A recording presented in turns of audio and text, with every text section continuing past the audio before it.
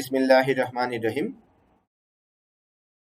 জাতীয় বিশ্ববিদ্যালয়ের অধিভুক্ত কলেজসমূহে অধ্যয়নরত বিবিএ তৃতীয় বর্ষ সম্মান শ্রেণীর হিসাব বিজ্ঞান বিভাগের সকল ছাত্রছাত্রীকে আজকের অনলাইন শ্রেণী কার্যক্রমে স্বাগত জানাচ্ছি।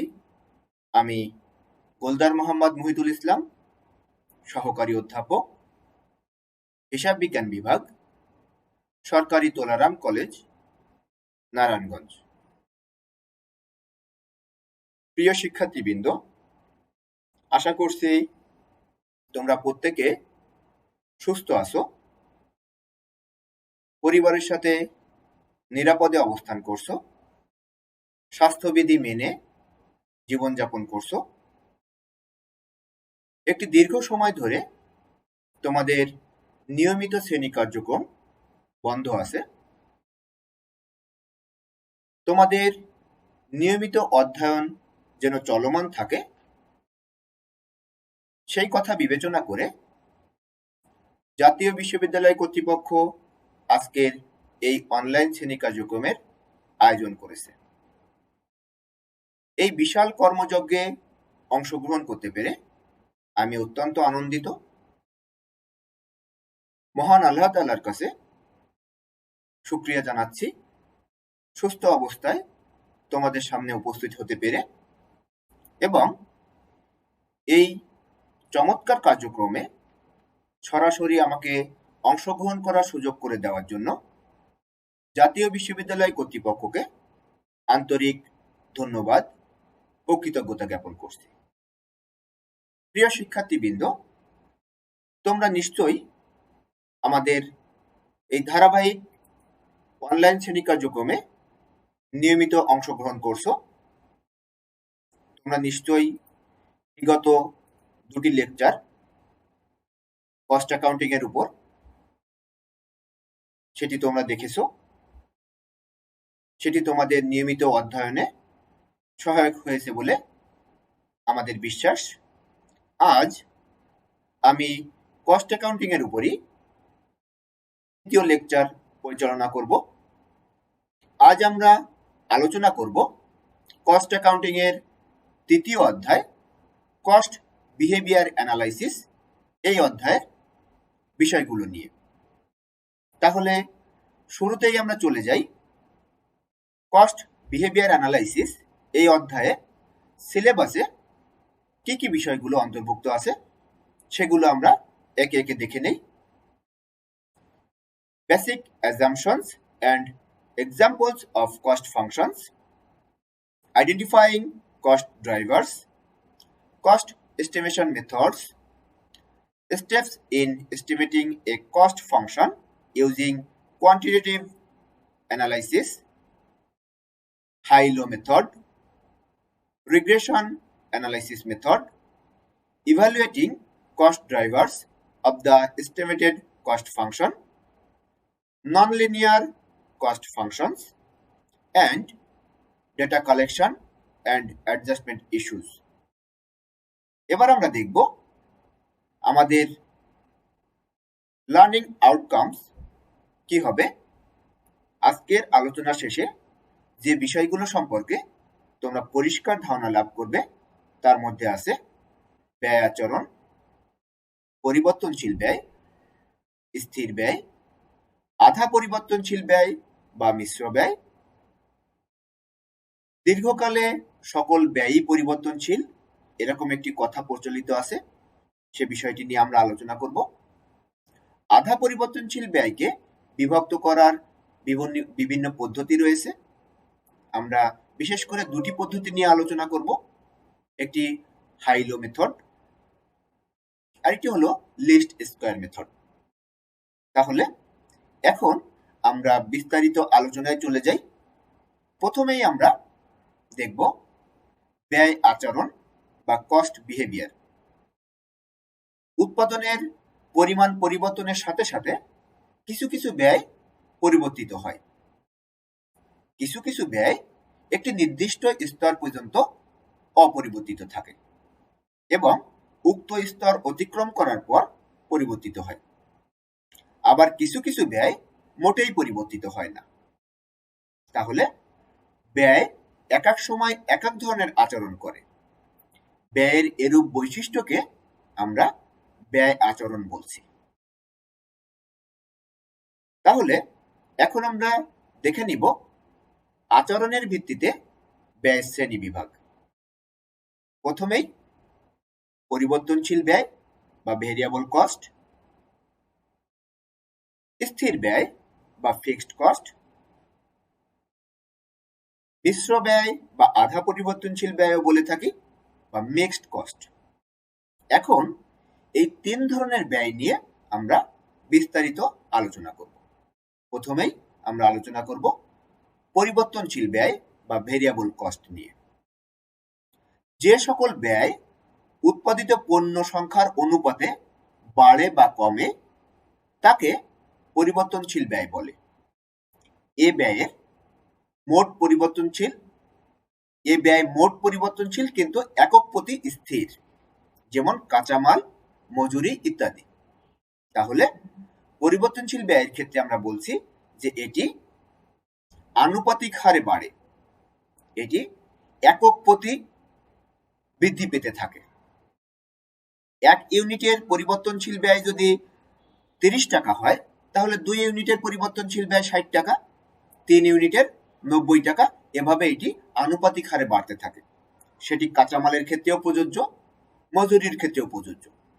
কিন্তু এখানে আরেকটি কথা বলা হয়েছে, মোট পরিবর্তনশীল ব্যয় একক প্রতি স্থির। এটি একক প্রতি স্থির, এই কথাটি বলা হয়েছে। অর্থাৎ এক ইউনিট 30 টাকা হলে পরবর্তী ইউনিটও 30 টাকা, অর্থাৎ দ্বিতীয় ইউনিটও 30 টাকা, তৃতীয় ইউনিটও 30 টাকা। এমন কিন্তু নয় যে প্রথম ইউনিট 30 টাকা, দ্বিতীয় ইউনিটে যায় 40 টাকা, তৃতীয় ইউনিটে যায় 50 টাকা, এমন কিন্তু নয়। প্রতি ইউনিটে 30 টাকা, অর্থাৎ একক প্রতি এটি কিন্তু স্থির। কিন্তু মোট যখন, তখন এটি পরিবর্তনশীল।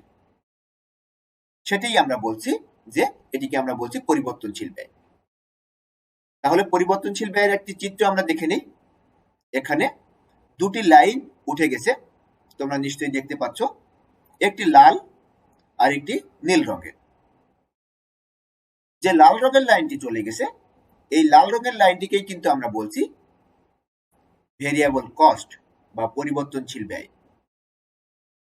এখানে নিচে যে সংখ্যাগুলো দেওয়া আছে, এটি দ্বারা আমরা ইউনিট বোঝাচ্ছি, আর বাম পাশে যে সংখ্যাগুলি দেওয়া আছে সেটি দ্বারা আমরা কস্ট বা সেলস, এই টাকার পরিমাণকে আমরা বোঝাচ্ছি।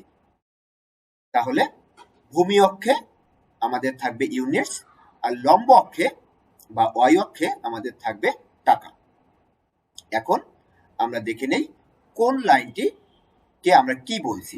আমরা নীল রঙের লাইনটিকে বলছি সেলস, আর লাল রঙের লাইনটিকে আমরা বলছি ভেরিয়েবল কস্ট। এবং এখানে প্রত্যেক লাইনের মাঝে মাঝে দেখবে একটু করে ফোঁটা দেওয়া আছে, অর্থাৎ আমাদের 2000 ইউনিটের জন্য কতটুকু ভেরিয়েবল কস্ট, 4000 ইউনিটের ভেরিয়েবল কস্ট কত, 6000 ইউনিটের ভেরিয়েবল কস্ট কত, সেটি আমরা চিহ্নিত করে দিয়েছি। তো এটিকে আমরা বলছি ভেরিয়েবল কস্টের একটি চিত্র। এখন আমরা দেখব ফিক্সড কস্ট, স্থির ব্যয়। উৎপাদিত পণ্যের হ্রাস বৃদ্ধির সাথে সাথে যে সকল ব্যয় অপরিবর্তিত থাকে তাকে স্থির ব্যয় বলে।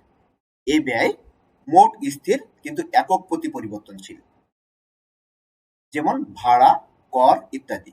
তাহলে এখান থেকে আমরা যেটি পেলাম সেটি হলো, পণ্য উৎপাদন বৃদ্ধি পেলেও এই ব্যয় পরিবর্তিত হয় না, হ্রাস পেলেও এ ব্যয় পরিবর্তিত হয় না, এ ব্যয় স্থির থাকে। কিন্তু যেহেতু উৎপাদন একক পরিবর্তন হয়, তাই উৎপাদন একক দিয়ে ভাগ দিলে একক প্রতি এই ব্যয় পরিবর্তিত হয়ে যায়। যেমন আমরা যদি ধরে নেই ভাড়া বা করের কথা আমরা বলছি এখানে উদাহরণে, তো ভাড়ার কথাই যদি বলি, একটি কারখানার ভাড়া 50,000 টাকা। সেখান থেকে যদি 25,000 একক পণ্য উৎপাদিত হয় তাহলে প্রতি এককের স্থির ব্যয় দাঁড়ায় 2 টাকা। যদি 50,000 একক উৎপাদিত হয় তাহলে প্রতি এককের উৎপাদন খরচ বা স্থির ব্যয়, উৎপাদন খরচের মধ্যে যে স্থির ব্যয় সেটি দাঁড়ায় 1 টাকা। আবার যদি 1 লক্ষ ইউনিট উৎপাদিত হয় তাহলে 50,000 ভাগ 1 লক্ষ অর্থাৎ 50 পয়সা। তার মানে যখনই আমাদের একক পরিবর্তন হয়ে যাচ্ছে, একক প্রতি স্থির ব্যয়ও কিন্তু পরিবর্তন হয়ে যাচ্ছে।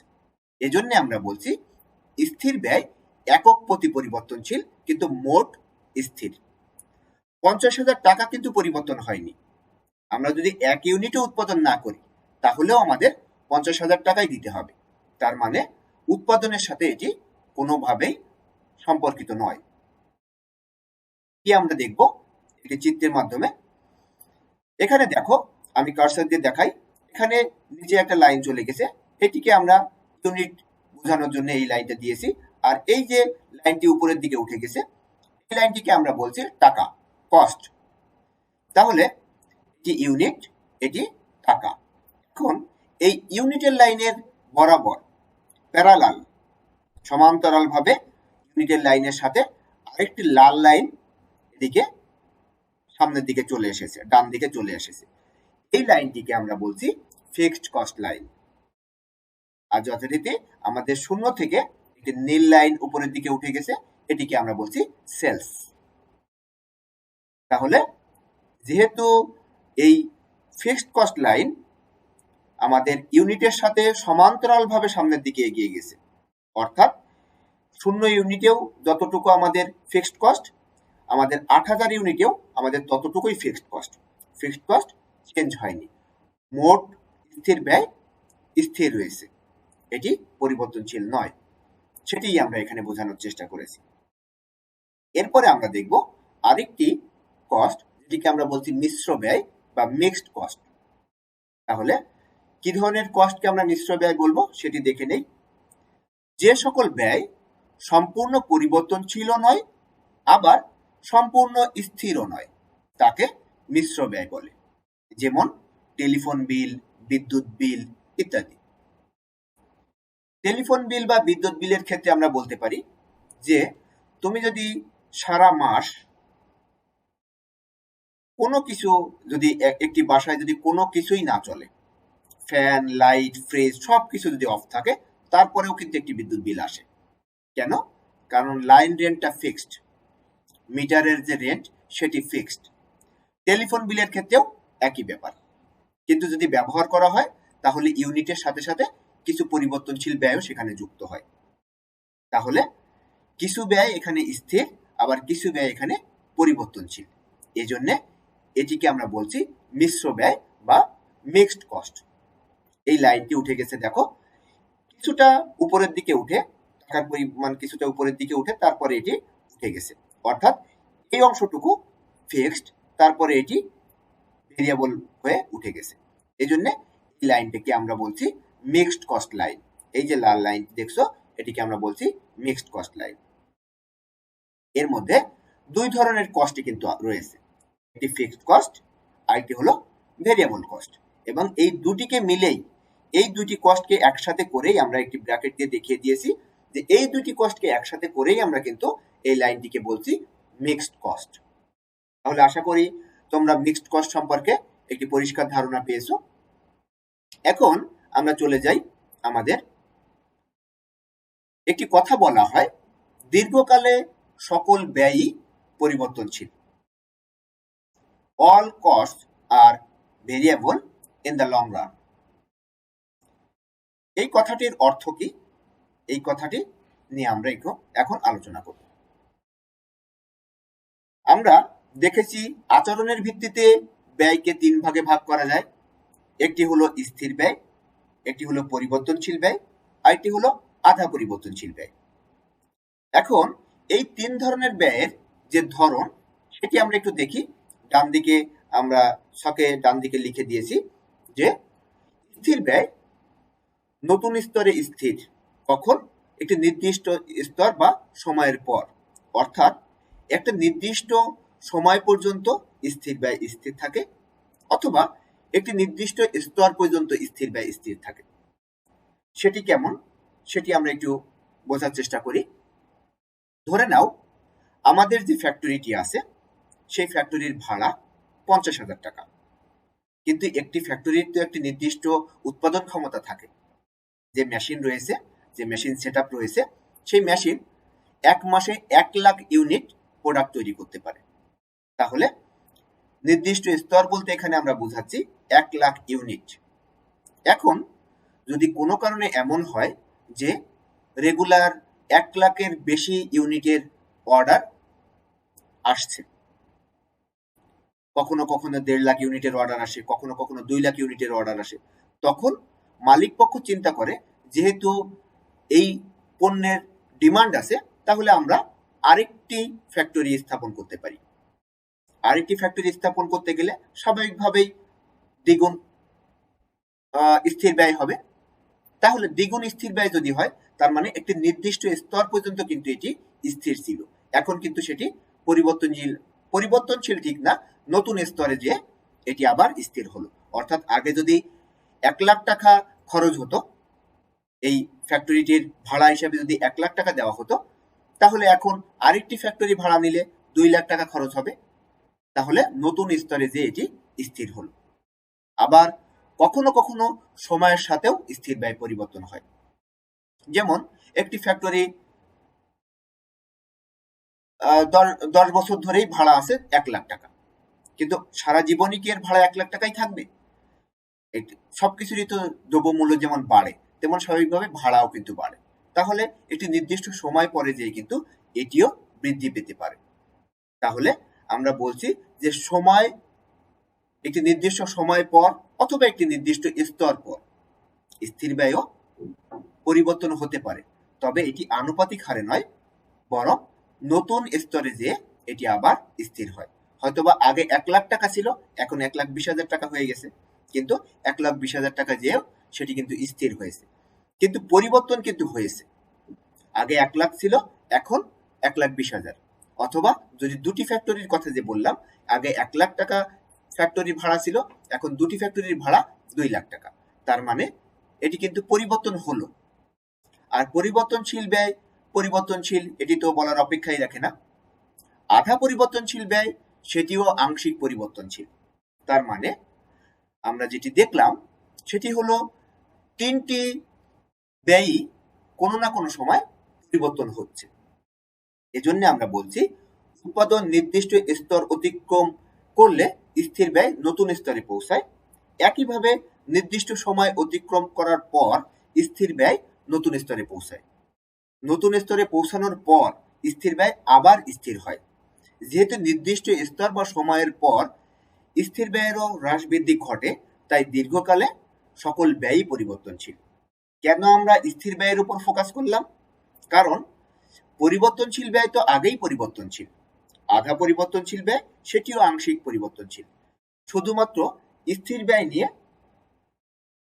হয়তোবা প্রশ্ন উঠতে পারে, কিন্তু সেটিও আমরা দেখলাম একটি নির্দিষ্ট স্তর বা নির্দিষ্ট সময় পর সেটিও হ্রাস বৃদ্ধি ঘটছে, তার মানে এটিও পরিবর্তন হচ্ছে। তার মানে দীর্ঘকালে সকল ব্যয়ই পরিবর্তনশীল। একটি লম্বা সময়ের জন্য যদি আমরা চিন্তা করি, তাহলে সকল ধরনের ব্যয়কেই কিন্তু আমরা পরিবর্তনশীল দেখি, সেটি এখানে বোঝানো হচ্ছে। তাহলে আমরা সেটি যদি চিত্রের মাধ্যমে দেখি, তাহলে এখানে দেখো লাল কয়েকটি লাইন দেওয়া আছে, অর্থাৎ স্টেপ বাই স্টেপ সিঁড়ির মতো উঠে গেছে। এটি কিন্তু এক স্তর থেকে আরেক স্তরে চলে গেছে। যেমন প্রথমে ছিল 1 নাম্বার স্তরে, তারপরে 2 নাম্বার স্তরে উঠে গেছে, 3 নাম্বার স্তরে উঠে গেছে, 4 নাম্বার স্তরে উঠে গেছে। অর্থাৎ স্টেপ ফিক্সড কস্ট বলছি আমরা এটাকে। স্টেপ বাই স্টেপ এটা উপরের দিকে উঠে যাচ্ছে। সময় যত সামনের দিকে আগাচ্ছে তত সবকিছুরই খরচ বাড়ছে, খুব স্বাভাবিকভাবেই স্থির ব্যয়ও কিছুটা হলেও পরিবর্তিত হচ্ছে। এজন্য আমরা বলছি cost which are constant for a relevant range of activity and raise a new constant level once that range exceeded. আমরা ফর এক্সাম্পল হিসেবে রেন্টকে ইউজ করেছি এবং দেখেছি এখানে একটি সিঁড়ির মতো, এই চিত্রটা কিন্তু দেখতে পাচ্ছ একটি সিঁড়ির মতন অবস্থান নিয়েছে, যেটি সময়ের সাথে সাথে কিন্তু ধাপে ধাপে এটি উপরের দিকে উঠছে। তাহলে স্টেপ ফিক্সড কস্ট সেটিও কিন্তু তার আচরণের ভিত্তিতে কিছুটা হলেও পরিবর্তনশীল। এজন্য আমরা দীর্ঘমেয়াদে দীর্ঘ সময়কালে সকল ব্যয়কেই পরিবর্তনশীল হিসেবে দেখি। এজন্য আমরা বলছি all cost are variable in the long run. এখন আমরা দেখব আধা পরিবর্তনশীল ব্যয়কে বিভক্ত করার পদ্ধতি। বিভিন্ন পদ্ধতি রয়েছে, সেই পদ্ধতিগুলো নিয়ে আমরা আলোচনা করব। প্রথমেই আমরা চলে আসি আমাদের high and low points method, উচ্চ ও নিম্ন বিন্দু পদ্ধতি। এই মেথডে আমরা দেখছি এই পদ্ধতিতে সর্বোচ্চ স্তরের ব্যয় থেকে সর্বনিম্ন স্তরের ব্যয়ের যে পার্থক্য দেখা যায় তাকে সর্বোচ্চ ও সর্বনিম্ন স্তরের কার্যমাত্রা বলতে আমরা এখানে বোঝাচ্ছি উৎপাদন একক, তাদের যে ব্যবধান সেটি দিয়ে ভাগ করলে একক প্রতি পরিবর্তনশীল ব্যয় পাওয়া যায়। অর্থাৎ উপরে থাকবে আমাদের সর্বোচ্চ ব্যয় থেকে সর্বনিম্ন ব্যয়কে বাদ দেওয়ার পর যে ব্যয়টি থাকবে সেই ব্যয়ের ব্যবধান, আর নিচে থাকবে উৎপাদনের এককের ব্যবধান, অর্থাৎ সর্বোচ্চ উৎপাদন এবং সর্বনিম্ন উৎপাদনের মধ্যে যে ব্যবধান সেই ব্যবধানকে আমরা বলছি যে উৎপাদনের ব্যবধান, উৎপাদন এককের ব্যবধান। সেটি দিয়ে যদি আমরা ভাগ করি তাহলে আমরা পাবো আমাদের একক প্রতি পরিবর্তনশীল ব্যয়। তাহলে আমরা দেখে নেই সূত্রটি কেমন হবে। ইউনিট ভেরিয়েবল কস্ট, সেটির সূত্র হবে এরকম: difference between total mixed cost. Total mixed কস্টের ডিফারেন্স বলতে আমরা বুঝাচ্ছি সর্বোচ্চ মিক্সড কস্ট এবং সর্বনিম্ন স্তরের মিক্সড কস্টের যে ব্যবধান সেটি। আর নিচে থাকবে difference between high and low activity. Activity বলতে আমরা এখানে বুঝাচ্ছি উৎপাদন একক। তাহলে এখান থেকে আমরা যখন পেয়ে যাব আমাদের variable cost per unit, unit variable cost যেটাকে আমরা বলছি, এই ভেরিয়েবল কস্ট পার ইউনিট পাওয়ার পর সেটি আমরা যদি আমাদের মিক্সড কস্টের মধ্যে প্রয়োগ করি তাহলে আমরা ফিক্সড পোরশনও পেয়ে যাব। কিভাবে? টোটাল মিক্সড কস্ট থেকে আমরা বাদ দিব any activity level. Any activity level বলতে আমরা বুঝাই হাইয়েস্ট লেভেল অথবা লোয়েস্ট লেভেল, যেটাই আমরা ধরি না কেন তার সাথে আমরা গুণ করব ইউনিট ভেরিয়েবল কস্ট। এখন এনি অ্যাক্টিভিটি লেভেল বলতে আমরা যদি হাইয়েস্ট লেভেলটা ধরি তাহলে টোটাল মিক্সড কস্টটাও আমরা হাইয়েস্ট লেভেলেরটা ধরবো, আর যদি লোয়েস্ট লেভেল ধরি তাহলে টোটাল মিক্সড কস্টটাও আমরা লোয়েস্ট লেভেলেরটা ধরবো। তাহলে আমরা এখন একটি উদাহরণ দেখব, এক্সাম্পলের মাধ্যমে দেখলে আমাদের বুঝতে আরো সহজ হবে, আরো পরিষ্কারভাবে আমরা মেথডটি বুঝতে পারবো।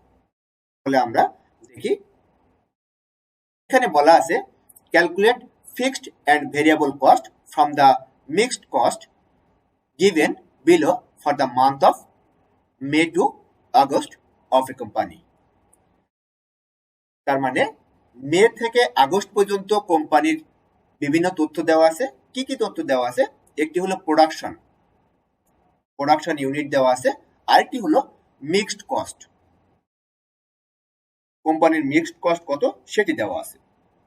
এখান থেকে হাইলো মেথডের মাধ্যমে আমরা বের করব আমাদের ভেরিয়েবল কস্ট কত এবং ফিক্সড কস্ট কত। তাহলে আমরা সলিউশনে চলে যাই। আমরা ধাপে ধাপে দেখি যে আমাদের প্রথমে দেখব আমরা ভেরিয়েবল কস্ট পার ইউনিট কত হয়, তারপর আমরা সেখান থেকে বের করব যে আমাদের ফিক্সড পোরশন কত।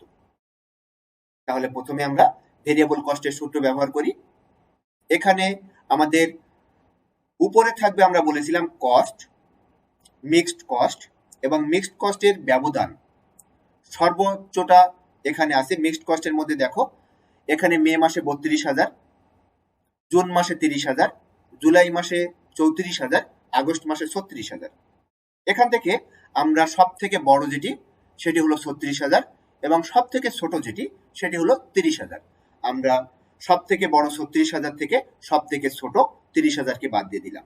তাহলে আমরা উপরে পেলাম 6,000 টাকা, আর নিচে আমরা সব থেকে বড় বেশি ইউনিট আগস্ট মাসে 15,000 ইউনিট, আর সব থেকে কম ইউনিট জুন মাসে 12,000 ইউনিট এই দুটির ব্যবধান আমরা নিচে লিখব। তাহলে 15,000 থেকে যদি আমরা 12,000 বাদ দিয়ে দিই, আমাদের থাকলো 3,000 ইউনিট। এখন আমরা 6,000 টাকাকে যদি 3,000 ইউনিট দিয়ে ভাগ করি, তাহলে আমাদের পার ইউনিট ভেরিয়েবল কস্ট দাঁড়ায় 2 টাকা। তাহলে আশা করছি হাইলো মেথডের মাধ্যমে কিভাবে variable cost per unit calculate করতে হয় সেটি তোমরা বুঝতে পেরেছো। এখন এই 2 টাকা পার ইউনিট যেটি আমাদের বের হলো, সেটি যদি আমরা আমাদের ফিক্সড পোর্শন খুঁজে বের করার জন্য ব্যবহার করি, তাহলে আমরা এখানে সর্বোচ্চটা নিয়ে কাজ করেছি। প্রথমে দেখো, তাহলে সর্বোচ্চ মিক্সড কস্ট ছিল 36,000 টাকা এবং তার ইউনিট ছিল 15,000।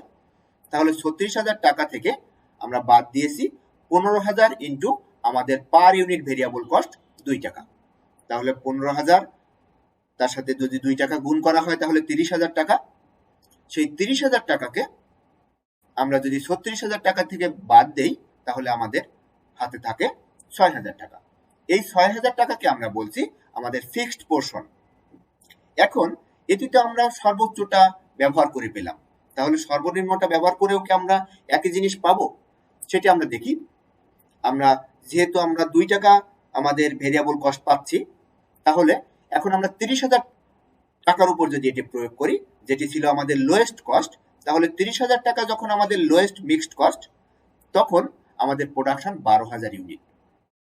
তাহলে 12,000 ইউনিট 2 টাকা করে হলো 24,000 টাকা। আমরা যদি 30,000 টাকা থেকে 24,000 বাদ দিয়ে দেই, তাহলেও কিন্তু আমরা ফিক্সড পোর্শন 6,000 টাকাই পাই। তার মানে হলো 6,000 টাকা সবগুলোর ক্ষেত্রেই কিন্তু ফিক্সড। এটি হলো ফিক্সড কস্ট, আর বাকিগুলো হলো বাকি যে পোর্শন সেটিকে আমরা বলছি ভেরিয়েবল কস্ট। তাহলে এই যে মেথড, এই মেথডকে বলছি আমরা high and low points method. তাহলে নিশ্চয়ই তোমরা বুঝতে পেরেছো হাই অ্যান্ড লো পয়েন্টস মেথডের মাধ্যমে আমরা কিভাবে আমাদের একটি ম্যাথমেটিক্যাল সলিউশন করব। এখন আমরা চলে যাই আমাদের আধা পরিবর্তনশীল ব্যয়ের ক্যালকুলেট করার জন্য আরেকটি পদ্ধতি, যেটিকে আমরা বলছি লিস্ট স্কোয়ার মেথড। এটাকে আমরা রিগ্রেশন অ্যানালাইসিস মেথডও বলে থাকি। তাহলে আমরা এখন দেখব এই লিস্ট স্কোয়ার মেথড বা রিগ্রেশন অ্যানালাইসিস মেথড এটি কিভাবে করা হয়। এখানে বলা হচ্ছে, এ পদ্ধতিতে গড় উৎপাদনের পার্থক্য এবং ব্যয়ের পার্থক্যের গুণফলকে গড় উৎপাদনের পার্থক্যের বর্গ দ্বারা ভাগ করে পরিবর্তনশীল ব্যয়ের হার নির্ণয় করা যায়। এখানে সূত্রটি আমরা বলছি y সমান a প্লাস bx। এখন আমরা দেখব এই y বলতে আমরা কি বুঝি, a বলতে কি বুঝি, b বলতে কি বুঝি এবং x বলতে কি বুঝি। এখানে y বলতে আমরা বলছি average mixed cost, a fixed cost, b variable cost per unit, x volume of average production. তাহলে আমরা উপাদানগুলো চিনে ফেললাম। এখন আমাদের সূত্রে এটি প্রয়োগ করতে সহজ হবে। আমাদের একটি উদাহরণের মাধ্যমে আমরা দেখব। এক্সাম্পল 2, এখানে বলা হচ্ছে in a factory production of 4 months are as follows. 4 মাসের প্রোডাকশনের ইনফরমেশন দেওয়া আছে, জুলাই, আগস্ট, সেপ্টেম্বর, অক্টোবর। এখানে আগের মতোই প্রোডাকশন ইন ইউনিট দেওয়া আছে এবং মিক্সড কস্ট দেওয়া আছে। আমরা আগে প্রয়োগ করেছিলাম হাই লো মেথড, এখন আমরা প্রয়োগ করব লিস্ট স্কোয়ার মেথড। তাহলে আমাদের এখান থেকে ক্যালকুলেট করতে বলা হয়েছে, calculate fixed and variable cost under least square method. যেহেতু আমাদের মেথড উল্লেখ করে দেওয়া আছে, সেক্ষেত্রে কিন্তু আমাদের এই মেথডেই করতে হবে। তাহলে আমরা এখন সলিউশনে চলে যাই। আমরা দেখি কিভাবে এটি করব। আমাদের ছকের মাধ্যমে এটি করতে হবে। আমরা ছকটা দেখি। প্রথমে আমাদের প্রথম কলামে দেওয়া আছে মান্থ, এটি আমাদের অঙ্কেই দেওয়া ছিল, আমাদের প্রবলেমের মধ্যেই দেওয়া ছিল। দ্বিতীয় কলামে আমাদের দেওয়া আছে প্রোডাকশন ইন ইউনিট, এটিও আমাদের প্রবলেমের মধ্যে দেওয়া ছিল। আমরা শুধু যে কাজটি করেছি সেটি হলো আমরা যোগফলটি বের করে 1400 ইউনিট এটি আমরা নিচে লিখেছি।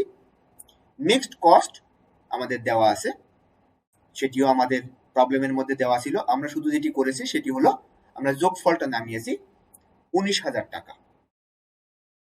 তাহলে আমাদের ইউনিট টোটাল ইউনিট 1400 ইউনিট এবং টোটাল টাকা 19,000 টাকা। এরপরে আমরা যেটি করব সেটি হলো যে আমরা আরো 4টি কলাম তৈরি করব। এই 4টি কলামে আমরা চতুর্থ কলামে লিখেছি dx সমান x মাইনাস 350। এখন 350 আমরা কোথায় পেলাম? 350 আমরা পেলাম আমাদের এভারেজ ইউনিট। এভারেজ ইউনিট আমরা কিভাবে ক্যালকুলেট করব? 1400 আমাদের টোটাল ইউনিট, সেটি আছে 4 মাসের। তাহলে 4 মাসের যদি 1400 হয় তাহলে এক মাসের 350। 1400কে আমরা 4 দিয়ে ভাগ করলে আমাদের এভারেজটি বের হবে, সেটিকে আমরা বলছি এভারেজ ইউনিট 350। আর এক্স বলতে আমরা জুলাই মাসের ক্ষেত্রে 320, আগস্ট মাসের ক্ষেত্রে 410, সেপ্টেম্বরের ক্ষেত্রে 340, অক্টোবরের ক্ষেত্রে 330, এভাবে আমরা ক্যালকুলেট করছি। তাহলে 320 থেকে আমরা যদি 350 বাদ দেই তাহলে আমাদের থাকে -30। 410 থেকে আমরা 350 বাদ দিলে আমাদের হাতে থাকে 60 ইউনিট। 340 থেকে আমরা যদি 350 বাদ দেই আমাদের হাতে থাকে -10 ইউনিট। 330 থেকে 350 বাদ দিলে -20 ইউনিট। তাহলে আমরা আমাদের চতুর্থ কলামের ক্যালকুলেশন কিন্তু করে ফেললাম। আশা করি তোমরা বুঝতে পেরেছো। আমরা পঞ্চম কলামের ক্যালকুলেশন করব dy। এবার আমরা y এর ঘরের ক্যালকুলেশন করব। আমরা প্রোডাকশনকে x ধরছি আর মিক্সড কস্টকে আমরা y ধরছি। তাহলে আমাদের এই y এর ঘরের ক্যালকুলেশন কিভাবে করব? আমরা বলেছিলাম y সমান এভারেজ মিক্সড কস্ট। তাহলে প্রথমেই আমাদের এভারেজ মিক্সড কস্টটা বের করতে হবে। আমাদের এভারেজ মিক্সড কস্ট কিভাবে বের করব? আমাদের টোটাল মিক্সড কস্ট এখানে আছে 19,000 টাকা। এই 19,000 টাকাকে আমরা 4 মাস দিয়ে যদি ভাগ করি তাহলে আমাদের দাঁড়াবে আমাদের এভারেজ মিক্সড কস্ট 4,750 টাকা। এখন আমাদের ইন্ডিভিজুয়াল ওয়াই বলতে জুলাই মাসের ওয়াই 4,600 টাকা, আগস্ট মাসের ওয়াই 5,050 টাকা, সেপ্টেম্বর মাসের ওয়াই 4,700 টাকা এবং অক্টোবর মাসের ওয়াই 4,650 টাকা। এখন দেখো আমরা এই 4,600 টাকা থেকে আমরা যদি আমাদের যে এভারেজ 4,750 টাকা সেটি বাদ দেই তাহলে প্রথমে জুলাই মাসের DY বের হয় -150। আগস্ট মাসে আমরা 5,050 থেকে বাদ দিচ্ছি 4,750, তাহলে আমাদের দাঁড়াচ্ছে 300। সেপ্টেম্বর মাসে একই নিয়মে আমাদের 4,700 থেকে 4,750 বাদ দিলে -50 এবং অক্টোবর মাসে 4,650 থেকে 4,750 বাদ দিলে দাঁড়ায় -100। তাহলে আশা করি এই dx এবং dy এই দুটি ঘরের ক্যালকুলেশন তোমরা বুঝতে পেরেছো। যদি এই দুটি ঘরের ক্যালকুলেশন তোমরা বুঝে ফেলে থাকো তাহলে এখন আমরা চলে যাব আমাদের এই 6 নাম্বার ঘর, যেটি আমরা বলছি 6 নাম্বার ঘর dx ইন্টু dy, অর্থাৎ এই যে দুটি ঘর এই দুটি ঘরের গুণফল আমরা এখানে বসাবো। যেমন এই -30 এবং -150 এই দুটিকে গুণ করলে আমরা পাই 4,500। 30-এর সাথে 50 গুণ করেছি আর মাইনাসে মাইনাসে প্লাস, তাহলে হয়ে গেল 4,500। 60-এর সাথে গুণ করলাম 300, পেয়ে গেলাম 18,000। -10-এর সাথে গুণ করলাম -50, পেয়ে গেলাম 500। -20-এর সাথে গুণ করলাম 100, তাহলে পেয়ে গেলাম 200। এখন আমরা এই কলামটাকে যোগ করছি 4,500, 18,000, 500, 2,000 এই সবগুলোকে যোগ করলে আমাদের যোগফল দাঁড়ায় 25,000, যেটিকে আমরা বলছি সামিশন dx dy। সেটির যোগফল দাঁড়ালো আমাদের 25,000। এই 25,000 টাকা আমাদের কিন্তু সূত্রে প্রয়োগের ক্ষেত্রে কাজে লাগবে। আর আমরা dx স্কয়ার, অর্থাৎ এই যে dx যে ঘরটি আছে আমাদের ইউনিটের থেকে যে ঘরটি আমাদের বের হয়েছে dx, এই ঘরের স্কয়ার করলে অর্থাৎ 30-এর -30 কে স্কয়ার করলে 900, যেহেতু স্কয়ার করলে মাইনাস প্লাস হয়ে যায়, তাহলে এখানে কিন্তু আর কোনো মাইনাস থাকছে না। তাহলে 30 কে স্কয়ার করলে 900, 60 কে স্কয়ার করলে 3600, 10 কে স্কয়ার করলে 100 এবং 20 কে স্কয়ার করলে 400। তাহলে আমরা এখান থেকে পেয়ে গেলাম আমাদের যোগফল। যদি আমরা এটাকে যোগ করি তাহলে আমাদের দাঁড়ায় 900, 3600, 100 এবং 400, এই সবগুলোকে যোগ করলে আমরা পাই আমাদের টোটাল 5000। তাহলে সামেশন ডিএক্স অর্থাৎ এই কলামের সর্বশেষ কলামের যোগফল আমরা পেয়ে গেলাম 5000। তাহলে আমরা লাস্ট দুইটি ঘরের যোগফল কিন্তু করে ফেললাম এবং এই দুইটি ঘরের যোগফলই আমাদের সূত্রে প্রয়োগ করতে হবে। তাহলে আমরা এখন দেখি আমাদের সূত্রটা কেমন। আমাদের এভারেজ প্রোডাকশন আমরা কিভাবে ক্যালকুলেট করব, আমরা যেটি মুখে মুখে ক্যালকুলেট করেছি এখন সেটি দেখি। যে টোটাল প্রোডাকশন আমাদের 1400, সেটিকে আমরা 4 দিয়ে ভাগ করেছি, তাহলে আমাদের আসলো 350। এখন আবার একই নিয়মে টোটাল মিক্সড কস্ট, সেটির এভারেজ 19000 ভাগ 4 সমান 4750, যেটি আমরা আমাদের চতুর্থ কলাম এবং পঞ্চম কলামে ব্যবহার করেছি। এরপরে আমরা দেখে নেই যে আমাদের সূত্রটা কেমন। Variable cost per unit, variable cost per unit, এটি সূত্র হলো summation dx into dy divided by summation dx whole square. এখন এটি হলো কি আমাদের সর্বশেষ যে দুইটি কলাম, সেই দুইটি কলাম থেকে আমরা যে ফলাফলটি পেয়েছিলাম সেটি। সর্বশেষ কলামের আগের কলাম থেকে আমরা পেয়েছিলাম সামেশন ডিএক্স ইন্টু ডিওয়াই সমান 25,000 টাকা, আর সামেশন ডিএক্স স্কয়ার এটি আমরা পেয়েছি সর্বশেষ কলাম থেকে, এটি হলো 5000। তাহলে 25,000 টাকাকে যদি আমরা 5000 দিয়ে ভাগ করি তাহলে আমাদের ভেরিয়েবল কস্ট পার ইউনিট দাঁড়ায় 5 টাকা।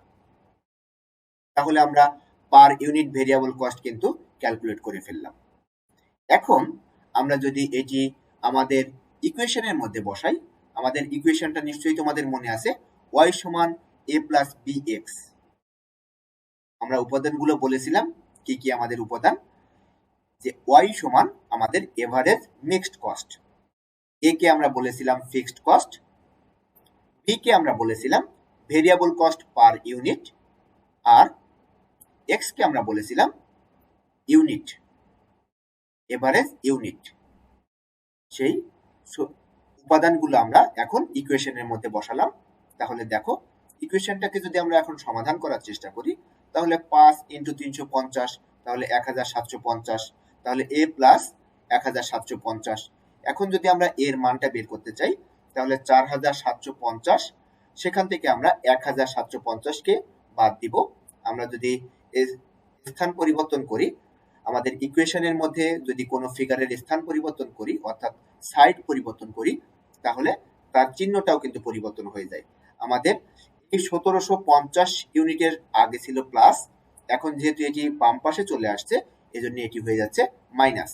তাহলে আমাদের এর মান দাঁড়ালো 3000।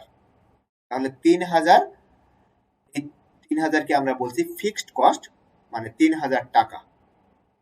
তাহলে আমরা কিন্তু আমাদের ভেরিয়েবল কস্ট পার ইউনিট 5 টাকা এবং ফিক্সড কস্ট 3000 টাকা, এই দুটি তথ্যই কিন্তু আমরা পেয়ে গেলাম। তাহলে এখন আমরা চলে যাই আমাদের আলোচনা শেষের পথে। আমাদের আলোচনা শেষ, আমরা এখন তোমাদের সামনে যে বইটি উপস্থাপন করছি সেটি হলো আমাদের হর্নগ্রেনের বই। আমি প্রতি লেকচারেই তোমাদের বলি যে চার্লস টি হর্নগ্রেন, শ্রীকান্ত এম ডটার এবং জর্জ ফস্টার, এই তিনজন মিলে এই বিখ্যাত বইটি লিখেছে, যেটি কস্ট অ্যাকাউন্টিং এর ক্ষেত্রে একটি রেফারেন্স বই হিসেবে তোমরা ব্যবহার করতে পারো। এছাড়াও বাংলাদেশি রাইটারের 3টি বই আমি এই লেকচারটি তৈরি করার ক্ষেত্রে সহায়তা নিয়েছি। কমার্স পাবলিকেশন, সমন্বয় প্রকাশনী এবং আজিজিয়া বুক ডিপো। তো তোমরা তোমাদের নিয়মিত অধ্যয়নের কাজে এই 3টি বইও ব্যবহার করতে পারো। এই ছিল আমাদের আজকের আলোচনা। তোমরা সবাই সাবধানে থাকবে, ঘরে থাকবে এবং সুস্থ থাকবে। Stay home, stay safe. Thank you for all.